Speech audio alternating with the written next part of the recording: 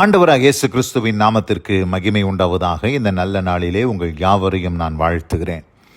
இந்த நாளின் தியானத்திற்கு என்று தெரிந்து கொள்ளப்பட்ட வேத பகுதி 1 ராஜாக்கள் 19ஆம் அதிகாரம் 7ஆம் வசனம்.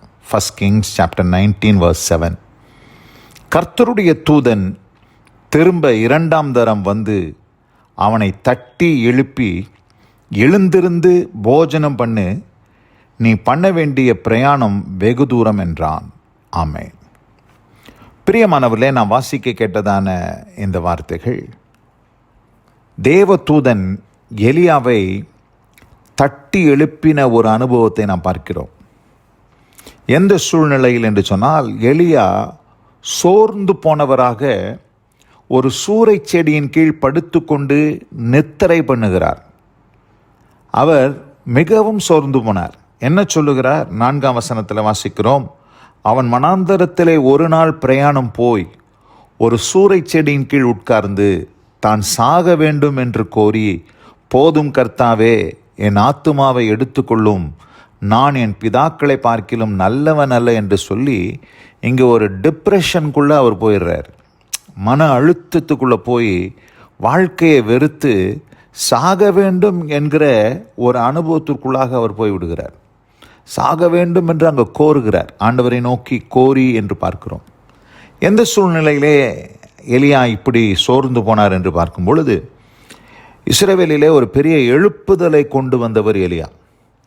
பாகாலா கர்த்தரா, கர்த்தர் தெய்வமா பாகால் தெய்வமா என்று சொல்லி ஜனங்கள் இரு நினைவுகளால் குந்தி குந்தி நடந்து கொண்டிருந்த வேளையிலே, 3 வருஷம் பஞ்சம் தேசத்திலே தலைவிரித்து ஆடிக்கொண்டிருந்த நாட்களிலே எலியா கர்த்தரே தேவன் என்பதை நிரூபிக்கும்படியாய் பலிபிடத்தை கட்டி அந்த பலிபிடத்திலே பலியை செலுத்தி, வானத்திலிருந்து அக்கினியினால் உத்தரவு கொடுக்கிற தெய்வமே தெய்வம் என்று சொல்லி பாகால் தீர்க்கதரிசிகளை சவால் விட்டு, பாகால் தீர்க்கதரிசிகள் அவர்கள் அந்த வானத்திலிருந்து அக்கினியை இறக்க முயற்சி செய்து தோற்று போனார்கள்.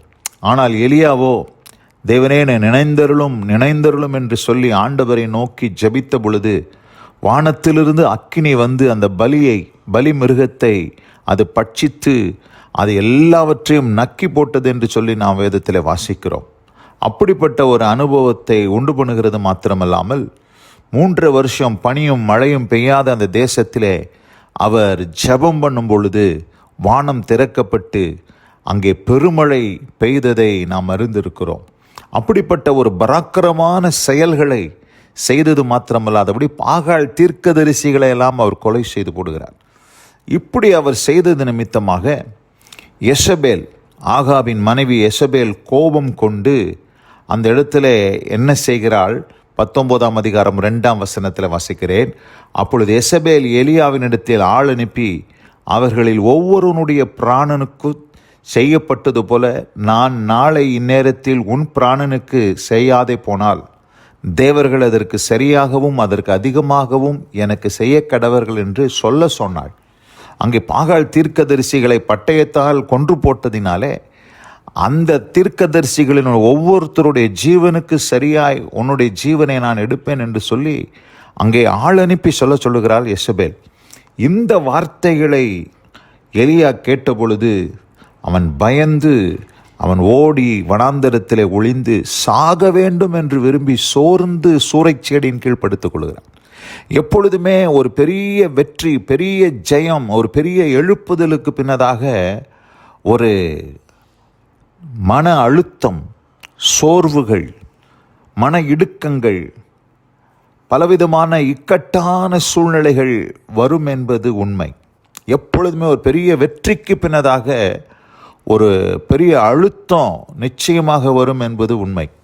அப்படிதான் இந்த இடத்துல ஒரு பெரிய வெற்றி, பெரிய ஒரு ஜெயம், தேசத்திலே பெரிய ஒரு எழுப்புதலை எலியா கொண்டு வந்தார்.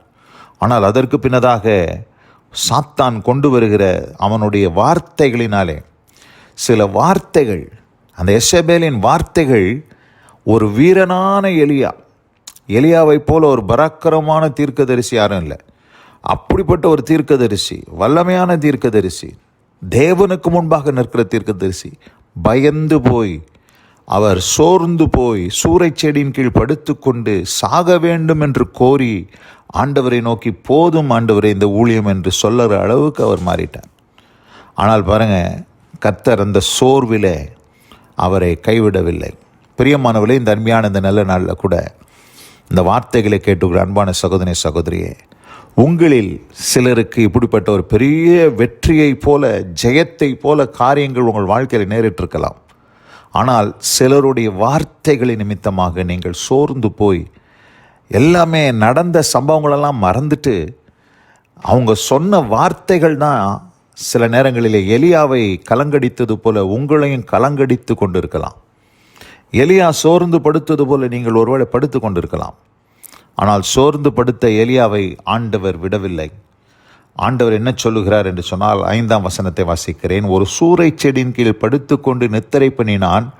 அப்பொழுது ஒரு தூதன் அவனை தட்டி எழுப்பி, எழுந்திருந்து போஜனம் பண்ணும் என்றான். முதல் விசை ஒரு தூதன் வந்து அங்கே தட்டி எழுப்பி எழுந்திருந்து போஜனம் பண்ணும் என்றான். அவன் விழித்து பார்க்கிற போது இதோ தழலில் சுடப்பட்ட அடையும் ஒரு பாத்திரத்தில் தண்ணீரும் அவன் தலைமாட்டில் இருந்தது. அப்பொழுது அவன் புசித்து குடித்து திரும்ப படுத்து கொண்டான். அங்கே தூதன் வந்து எழுப்பி அங்கே புசிப்பதற்கான அப்பத்தையும் தண்ணீரையும் கொடுத்த பொழுது அவன் எழும்பினான். எழும்பி புசித்து குடித்து திரும்பவும் அந்த சோர்வு எலியாவை அழுத்தினதினாலே மறுபடியும் படுத்து கொண்டான். அந்த இடத்துல கர்த்தருடைய தூதன் போகவில்லை, அங்கேயே இருந்து மறுபடியும் கர்த்தருடைய தூதன் திரும்ப 2ஆம் தரம் வந்து அவனை தட்டி எழுப்பி, எழுந்திருந்து போஜனம் பண்ணு, நீ பண்ண வேண்டிய பிரயாணம் வெகு தூரம் என்றான். அப்போ பாருங்கள், அந்த தூதன் விடவில்லை, எலியாவை விடவில்லை. எலியாவை தட்டி எழுப்பி அவருடைய பிரயாணத்தை தொடர்வதற்கு, அவருடைய ஊழியத்தை தொடர்ந்து செய்வதற்கான ஒரு உற்சாகத்தை அங்கே கொடுக்கும்படியாக அந்த இடத்துல தூதன் நின்றதினாலே அப்பொழுது அவன் எழுந்திருந்து புசித்து குடித்து அந்த போஜனத்தின் பலத்தினால் 40 நாள் இரவு பகல் ஓரேப் என்னும் தேவனுடைய பர்வதம் மட்டும் நடந்து போனான்.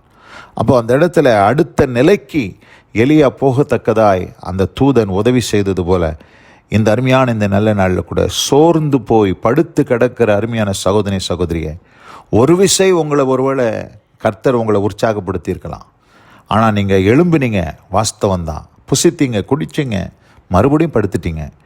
ஆனால் ஆண்டவர் 2ஆம் விசையும் தட்டி எழுப்பினது போல இன்றைக்கு ஆண்டவர் உங்களை இந்த நாளிலே 2ஆம் விசை தட்டி எழுப்பி கொண்டிருக்கிறார்.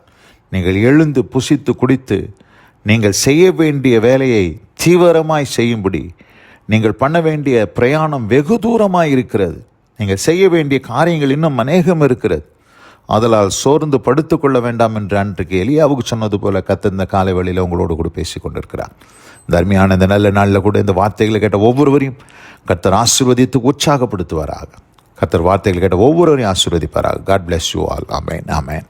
நாம் ஜெபிப்போம். எங்கள் அதிகமாய் நேசிக்கிற எங்கள் அன்பின் பரலோக பிதாவே, தேவதூதன் எலியாவை தட்டி எழுப்பி சோர்ந்து போனவனை அவனை தொடர்ந்து அவனை உற்சாகப்படுத்தி எழுப்பி தேவ பர்வதம் வரைக்கும் போகும்படியாய் எலியாவை பலப்படுத்தினது போல இந்த நாளிலே இந்த வார்த்தையில் கேட்டுக்கொண்டிருக்கிற அருமையான பிள்ளைகள் சோர்ந்து போய் படுத்து அவர்கள் பலவிதமான மன அழுத்தத்தினால் அவர்கள் கலங்கி நிற்கிறார்கள். எசபேலின் வார்த்தைகள் எப்படி எலியாவை கலங்க பண்ணிட்டோ, சிலருடைய வார்த்தைகளினாலே இன்றைக்கு சோர்ந்து போயிருக்கிற சிலரை கர்த்தர் இந்த நாளிலே தட்டி எழுப்பி கொண்டிருக்கிறார்.